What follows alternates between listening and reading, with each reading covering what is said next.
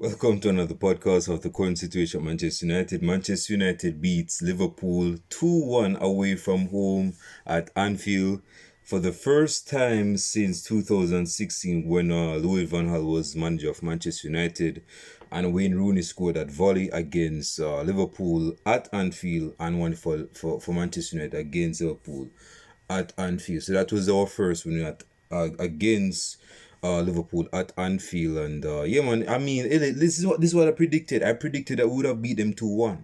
I predicted that we would have beat them 2-1. No matter who scored first, no matter who, I said that Manchester United would have won this game 2-1, and look what happened. We won the game 2-1. But I was surprised.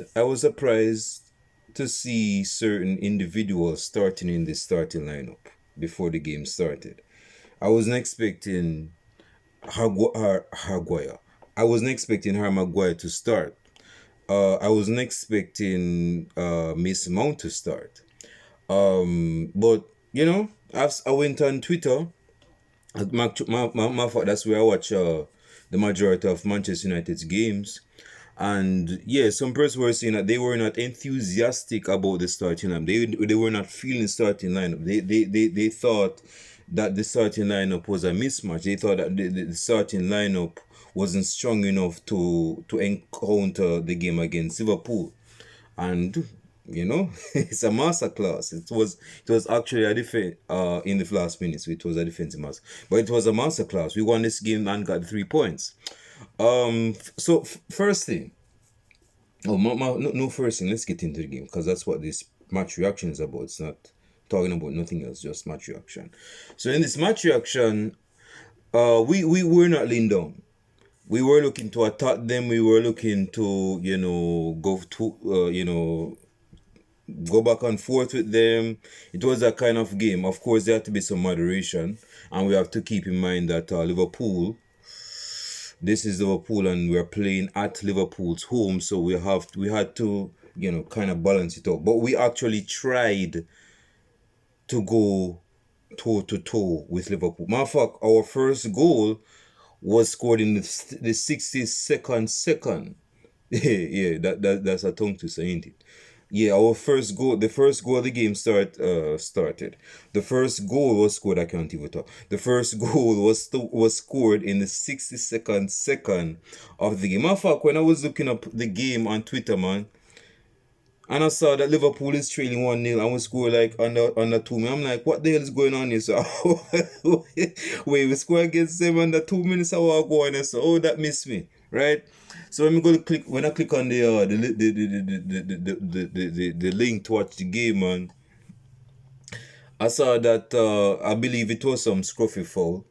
It was Mbeumo against McAllister and Virgil van Dijk, and somehow Virgil van Dijk. No, actually, somehow Mbeumo went down, but he wasn't the one that was weeping and crying as if he was the wounded wolf. That was McAllister. Yes, me, McAllister. But see, when he got up, Mbeumo just got up. And when the ball was played to Amad Diallo passed it to Mbeumo, who was making the run, and Mbeumo finished with his right foot and beat the goalkeeper, and that put us 1-0 in front.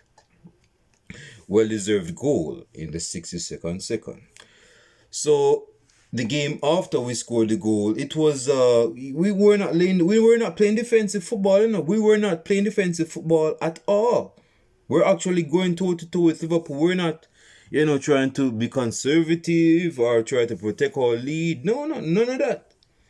We were trying to actually get another goal, and that's how we played. In terms of Liverpool was Liverpool was looking to attack us, man, because they somehow Manchester United's defense was on point today. I mean, there were a few times where Manchester United defense looked shaky and Liverpool had chances to put in front. Matter of fact, the pass that Konate made to Isak, I don't even know how Isak didn't score that. This Belgium gonna make a pass because it was quite a high line we're playing. And see, this is one of the things that is killing us. We can be playing a high. We got away with it because Isak forgot to score goals ever since he joined Liverpool. when we're playing a high line, we have to be aware that Harry Maguire is not a fast defender, and Delight is not. I mean, he's not slow, but he's not that fast either. Okay, so when we're playing a high line that can catch us, that can when we're playing the offside trap, high line, that can cost us. And unfortunately, God was with us. You see me, because Isak forgot how to score goals. He left his goal scoring boots at Newcastle, and he didn't score the chance he was given by Konate based on the chance that Konate created for him. So in our favor, that worked in our favor, and there were a couple of other chances where Liverpool, I think there was this other chance. I don't even remember. Man, this is not about Liverpool. Screw Liverpool. So Manchester United, we played. I would say we played professionally well. We stayed in our boundaries. We didn't leave our boundaries. We didn't do too much. Amadiola had a good game. Mbeumo had a good game. Kuna was kind of quiet for me. Was kind of quiet. He didn't play bad. He didn't. Nobody. No. None of the players played bad. None of the players played bad. Casemiro had a good game. He was a bit dirty today, as you would expect, because he's Casemiro and that's who he is. But he didn't have a bad game either. Lemons. I know. So this is like your second game for Manchester United, and I'm getting probably overjoyed right now. I'm probably my emotions right now, because you gave a brother a high degree of loss, and he feel that he must confess his love for you as Manchester United's goalkeeper. But I'm gonna say this, man. Don't you ever believe in don't you ever believe in the sticks. You have to start every game for Manchester. Screw Bayern Deer. Bayern Deer can stay elsewhere. Bayern Deer should not be starting for Manchester. He's no Manchester United starting goalkeeper. We know that Lemons is not the finished product as a goalkeeper. He's going to get better as a goalkeeper. But this brethren is the best goalkeeper at Manchester United ever since David De Gea left. This me, and this is like what, his second game. This brethren kept us in the game. I think my phone is ringing. Hold on. Is that my phone? No, it's not my phone. It's someone else's phone. But yeah. This brethren kept us in the game, man. This brethren kept us in the game. He deserves his shout out. Despite not getting no clean sheet today, he still deserves a shout out. He had a very good game today. Bruno Fernandes, he wasn't that bad today. I'm still not convinced of him playing a number 8. Everybody know that, but he didn't play bad today. He got an assist, which I'm going to get into. So let's fast forward. Is there anything that I'm missing out? Anything crucial that I'm missing out? No, I don't think so. Okay, let us fast forward to the equalizer. So in the 77th minute, both sides made changes. Chiesa came on for Liverpool, and whoever else came on for Liverpool. Frimpong and Chiesa came on for Manchester United. We made a few changes in terms of the personnel. Patrick Dorgu came on, which I'm gonna get to Patrick Dorgu in a second. So Patrick Dorgu came on alongside who else came on for Manchester United? Let me go check, because I'm forgetting. See, I'm having a senior moment right now. I can't even remember who came on for Manchester United. Yeah, I'm having a senior moment, man. I'm not even 30 years old as yet. Hold on, let me. Okay, so Liverpool drop a 4th place. So satisfying. And we are in 9th place. That's improvement. Yeah, so let me give me a second. Let me see who actually came on with Patrick Dorgu. Okay, so Casemiro came on, Diallo came off. I was very surprised that Len Euro came on, which persons expected Euro to start this game. Regatti came on along with Sesko and Kobe Maino. Not much impact that was made from the substitutions. No, not much impact made from the substitutions. So yeah, so they got an equalizer. Cody Gakpo, it wasn't an offside goal. I know some United fans go say it's an offside goal. It was offside. It was not offside. Patrick Dorgu's foot played. If you look at it again, Patrick Dorgu's foot played. What's his name again? Cody Gakpo onside. That is why the goal stood why it stood, because he was played onside. There was no offside goal. No, it was not. I would be contesting with one of them with one of them signs, man, that it was an offside, but it's not an offside. He was onside. So when the pass was played to him, he made the run, and and because Patrick Dorgu stretched out his foot, this foot is what played Guapo onside. So Guapo was not offside. He scored a legit goal. It was a tapping, but it was a goal because he equalized. So yeah, man. Going to the winner. My fuck, Liverpool had a couple of chances that they had us under pressure once they equalized. We thought, because once they equalized, Anfield started to roar up now. The force was with Liverpool. Everything was in Liverpool's favour. You see me? So anything right now could have been in their favour. They were they were attacking us. You understand? Then, some minutes afterwards, the dynamics change. The dynamics change. I believe we took a corner and we didn't do well from the initial corner. And then the ball was played to Bruno Fernandes, and Bruno Fernandes looped it to Harry Maguire, and Harry Maguire actually scored. Harry Maguire actually scored. I'm not going to even say actually scored, because let's not act as if Harry Maguire. Hey, listen, I'm not the biggest Harry Maguire fan, but it does not act as if Harry Maguire has not been scoring goals. He has been scoring goals for Manchester United, but he scored the winner though.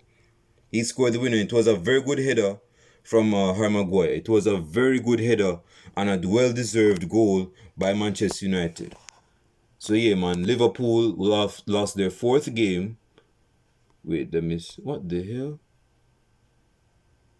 Let me see something. I think okay. Yeah, we lost. Liverpool lost their 4th game in a row. Yeah. Liverpool lost their 4th game in a row, and we won against the odds. Person who didn't expect us to win against Liverpool.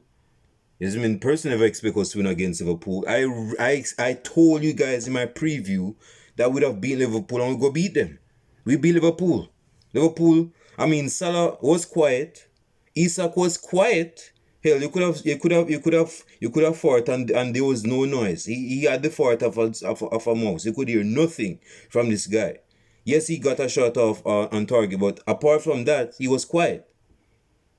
Edikite, the striker, the French striker that came on for Liverpool.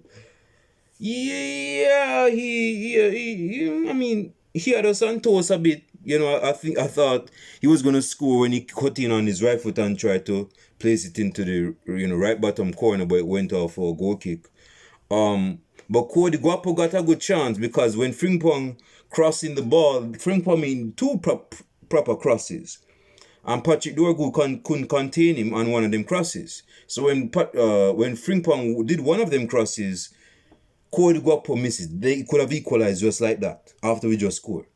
Just like that. I think that was before we actually took the lead, I should say. Or that was before we actually scored the winner. I think it's one out of the 2. I don't know, because you guys don't have seen a moment, so I can't remember. But yeah, man, we won against Liverpool, against the odds. This is a game where we need. This is our second back-to-back game winning back-to-back games since the first month of Ruben Amorim at Manchester United. And that's pretty much almost a year. But yeah, this is this is a confidence booster though, because you have to remember Liverpool was up in the lead. You have to remember Liverpool won the Premier League. They won Premier League last season, okay? And with the players that they have, and with the votes that were in their favor to win this game, and we won the game against the odds, you know, we deserve this win. We deserve this win. We deserve this win. Yeah. We deserve this win, man. If you've been watching up until this point, like and subscribe to the channel, hit the bell as well so that you can be notified on each upload. Leave your comments down in the comment section. Leave your comments down in the comments. If you believe, who is your man of the match? Which was one of the players in the match that stood out for you? You know, for me it was Lemons. Yeah, it was immense because this Virgin man, yeah, yeah. He's looking to be that guy. He's showing tendencies of being that guy. You know. Anything else before I wrap up this match reaction? Oh yeah, some commenter was saying in my preview, my only comment, mad fuck, was saying, oh, it's going to be horror, it's going to be comedy. I'm guessing he's a Liverpool fan, so he expected us to be getting trash today, and instead he got trash. He got trash 2-1, and I bet he's going to be quiet in the comment section after I upload this video. But uh, the thing is this though, let's not let's not uh let's not lose our place, okay? This is a start to things. We beat Chelsea, we beat Liverpool, we beat the last side we just beat before the international break. I don't remember what side that is. But we should try to look we should try to go on a run right now, a run of wins. Now I know that I stated and I did a video where I said that Manchester United will not get top six, but that's what I thought at the time. So if that sounds wishy-washy, then so be it. But if we continue like this and we start to win games like this, and we don't make the mistakes that we usually make, and we win games, and I see us actually getting top six. Yeah, that was no clickbait video. I genuinely thought that Man United couldn't make the top six. But I'm saying if we continue like this, winning games like this, you understand? Then we have the possibilities of us getting top six is very high. It's very high if we get top six. If we go on a good game run of winning games, we can get top six. It's me. That's all I'm saying. I haven't seen much of Mason Mount today. Yeah, I'm not saying he played trash, but I didn't see much of I didn't want Mason Mount to start. Actually, I just didn't want him to start. But yeah, man, I'm proud. I'm proud of Manchester. Oh, I said that I was gonna say something about Patrick Dorgu. This is what I'm gonna say about Patrick Dorgu. Patrick Dorgu crossing the ball when he came on. He did a good cross across the face of the box, and there was nobody. I mean, the cross was so good that Virgil van Dijk and some Liverpool defender that I have never heard of that plays left back for Liverpool, they had a clash. That's how good the cross was. But there was no Manchester United player there to encounter the cross. That's the problem. We have to aggressively attack these crosses. I know that we didn't start with no striker. Kuna, by his own admission, he has admitted that he's not a striker. Mason Mount is no striker. And Mbuemo, he's a forward, but he's not a striker. But we still need to attack those crosses, though. We need to still attack those crosses because that was a very good cross. Despite the good cross from Patrick Dorgu, this is what I have to say. I've said this before, and you guys can criticize me or whatever. I'm not coming down on the dude. I think he scored a goal in international break. I mean, that's not here or there. That's either here or there. But my point is this. Patrick Dorgu, by the looks of it, is a left back Wan-Bissaka. He's not good with the ball at his foot. He's not. I've seen his bedroom with the ball at his foot and he's failed to pass defenders. I'm not saying he's slow. He's not slow. What I'm saying is that he doesn't have the ball control to pass players. He doesn't have the close control to pass players. He's not a dribbler. He can't glide past players like that. The only saving grace this Bridgen have is when there's space in front of him and he can drive the ball down the wing with his pace. He's like a left back Kyle Walker. Kyle Walker wasn't really a dribbler. I mean, he could do his thing here and there, but he was no dribbler though. Same thing with Patrick Dorgu. So that is something that he needs to work on. Because I'm telling you, if this Brethren was playing for Man City, this Brethren won't get no game for Man City. This Brethren would be on the bench for Man City. Pep Guardiola at Man City would have sell him the first transfer window he gets. Because when he sees how Patrick Dorgu plays, this ain't the guy. No, that means someone contradictory because I just talk about Kyle Walker. And Kyle Walker played in his prime at Man City But the saving grace for Kyle Walker was that he had recovery pace, though. He had recovered. So even if he go give away the ball, because he wasn't the best cross of the ball, even if he give away the ball, he can recuperate the ball like this. And on the Pep Guardiola system, you have to win the ball back in less than 5 seconds or 5 seconds. The pressing system, like what he did at Barcelona. So, yeah, but I'm not criticizing Patrick Dorgu, man. I'm just saying that he's not good with the ball at his foot. That's all I'm saying. I'm not criticizing the guy. If you guys say otherwise, state in my comment section. Say otherwise in my comment section. If you think this guy is one of the best left backs is Patrice ever for Manchester United, leave your comments down below. I don't think so. I don't think he's I don't think he's good with the ball at his foot. When he has space, yeah, he can run the ball into space with the ball at his foot, but when there's players around him clustering him, what does he do? Why you go and kick the ball for the player so he can get a throw in? That's not no football, man. That's not how football play. So that's what I'm talking about. That's what I'm talking about when I'm talking about Patrick Dorgu doesn't have the ball control to pass players. My fuck. I didn't even expect Dalot to start today. That's another toothpick that I forgot to mention earlier. Yeah, I mean, I'm done with Patrick Dorgu. Diallo didn't play that bad today. He didn't play bad today. Yeah, even when he switched to the right hand side, he didn't play bad today. He didn't play bad. But yeah, that's all I wanted to say, man. Leave your comments in the comment section. Let me know your thoughts on Patrick Dorgu at left wing back. Let me know your thoughts on Patrick. What are your genuine thoughts on Patrick Dorgu at left wing back? You think he should be starting as left wing back for Manchester United? I don't think he should be starting currently, but I'm not the manager, so who am I to say? But you guys have the say. Let me know your say in the comment section below. What's your thoughts on this game? We deserve this win, man. This is a win that we really deserve. This is 3 points, big 3 points. Yeah, we're gonna spit it in Liverpool's face. This is not 3 points we need to play down or act as if this is like, oh, we get 3 points. No, this is 3 big points. This is 3 big points that we actually needed to help us get out of the road that we're in. I mean, it's a start. It's nothing. We're still coming out of the rabbit hole because we won our last 2 games. But we have to continue winning games like this. This is what's going to create the consistency that we're looking for. Comments down below and I'll show it to you guys in the next video. I'll show it to you guys. I can't even talk. I'll show it to you guys in the next video podcast. So brothers out. Peace.